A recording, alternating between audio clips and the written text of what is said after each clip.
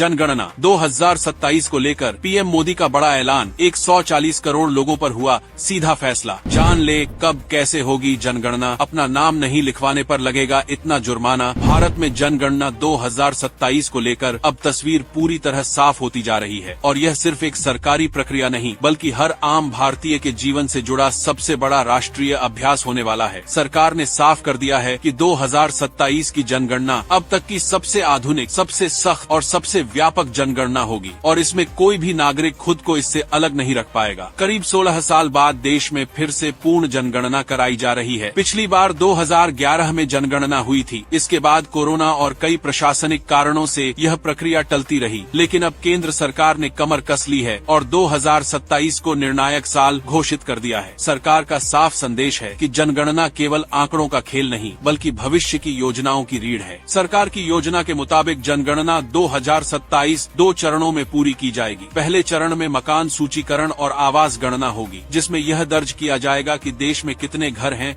वे पक्के हैं या कच्चे हैं, उनमें कितने कमरे हैं, बिजली, पानी, शौचालय, गैस, इंटरनेट जैसी सुविधाएं हैं या नहीं। यह चरण आम लोगों के लिए बेहद अहम है क्योंकि यहीं से सरकार यह तय करेगी कि किस इलाके में बुनियादी सुविधाओं की सबसे ज्यादा जरूरत है।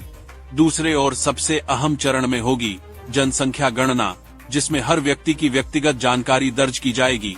सरकार ने स्पष्ट कर दिया है कि इस बार जनगणना पूरी तरह डिजिटल होगी। गणना कर्मी टैबलेट या मोबाइल डिवाइस के जरिए सीधे डेटा दर्ज करेंगे ताकि गलती की कोई गुंजाइश न रहे। अब सवाल यह है कि आम लोगों से क्या क्या पूछा जाएगा, तो सरकार ने इसकी पूरी रूपरेखा तैयार कर ली है। नाम, उम्र, लिंग, जन्म तिथि, पारिवारिक स्थिति, वैवाहिक स्थिति, शिक्षा का स्तर, रोजगार की स्थिति, पेशा, आय का स्रोत, प्रवास की स्थिति यानी आप अपने जन्म स्थान पर रहते हैं या किसी और राज्य शहर में रह रहे हैं। इसके अलावा पहली बार डिजिटल कनेक्टिविटी से जुड़ी जानकारी भी पूछी जाएगी, जैसे घर में इंटरनेट है या नहीं, स्मार्टफोन है या नहीं, बच्चों की ऑनलाइन पढ़ाई की सुविधा है या नहीं। यह सीधा संकेत है कि सरकार डिजिटल इंडिया की जमीनी हकीकत जानना चाहती है।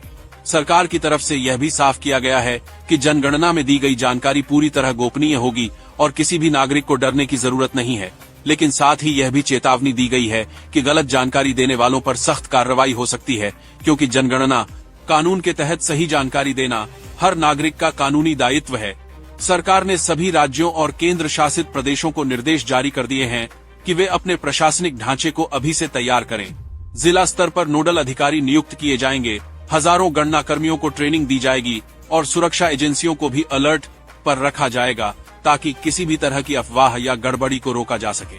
खास बात यह है कि जनगणना 2027 के आंकड़ों के आधार पर ही आने वाले वर्षों में लोकसभा और विधानसभा सीटों का परिसीमन होगा, यानी किस राज्य को कितनी सीटें मिलेंगी यह तय होगा। सरकार का साफ कहना है कि जनगणना के आंकड़ों के बिना न तो सही योजनाएं बन सकती हैं और न ही सब्सिडी का सही वितरण हो सकता है। राशन, शिक्षा, स्वास्थ्य, आवास, रोजगार, हर योजना का आधार यही आंकड़े होते हैं।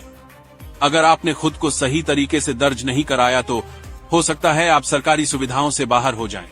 ग्रामीण और शहरी दोनों इलाकों में विशेष निगरानी रखी जाएगी। खासकर प्रवासी मजदूर, झुग्गी बस्तियों में रहने वाले लोग और दूरदराज के आदिवासी इलाकों को कवर करने के लिए अतिरिक्त टीमें बनाई जाएंगी। सरकार का दावा है कि कोई भी नागरिक छूटेगा नहीं। कुल मिलाकर जनगणना 2027 भारत के भविष्य की दिशा तय करने वाली है। सरकार का संदेश साफ है, हर नागरिक को इसमें सहयोग करना होगा, क्योंकि अगर आप गिने नहीं गए तो आपकी जरूरतें भी नहीं गिनी जाएंगी। तो क्या आप तैयार हैं इस महाअभियान के लिए? क्या आप तैयार हैं अपनी जाति, अपनी पहचान और अपनी संख्या बताने के लिए? क्योंकि 2027 अब दूर नहीं है और यह जनगणना सिर्फ एक सरकारी काम नहीं है, यह आपके वजूद का सवाल है। यह नए भारत की नई तस्वीर है जिसमें हर चेहरा गिना जाएगा, हर आवाज सुनी जाएगी और हर आंकड़ा बोलेगा सरकार तैयार है, प्रशासन तैयार है और अब बारी आपकी है। इस जानकारी को शेयर जरूर कीजिएगा। जय हिंद।